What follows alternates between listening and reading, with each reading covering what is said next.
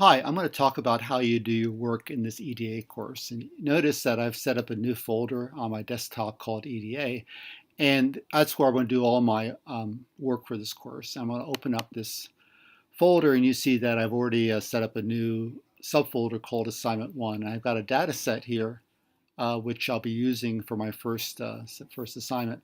Now, if you look at this data set, actually corresponds to some data about particular comedy, How I Met Your Mother. I used to watch that a bit, and it gives you the user ratings and the user votes for a number of episodes.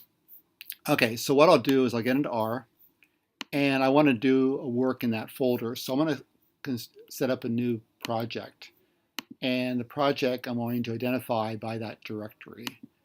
And I go searching for it, and then I search for that directory, go to my desktop, and then EDA, and I open it. Okay, so I create a project. Now, all my work will go now in that project. And so what I'll do is I will construct a new R script. And here are some commands I'll paste in here. Okay.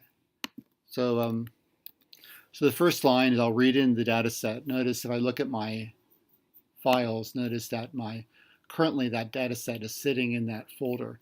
So what I'll do is I'll read in that data set, and then I'll look at the first few lines. I'll load in the package for this course, Learn EDA, and I'll construct a stem and leaf diagram of the ratings. Now I can execute this by just one time. I just go I can go run, and it can run these different commands like this.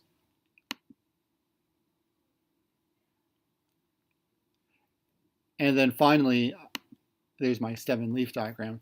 Or what I can do, and I'm going to save this as R work. And notice that there's a new file called R work in that directory.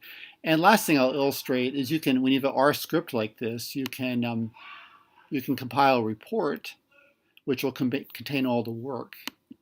And what happens then is all the R code and all the output is stored in and there you see, over here you see the HTML document.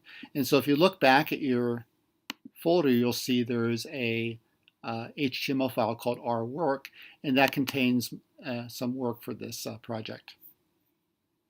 So again, the important message here is to use folders and use the project. That will help separate your work for the different assignments.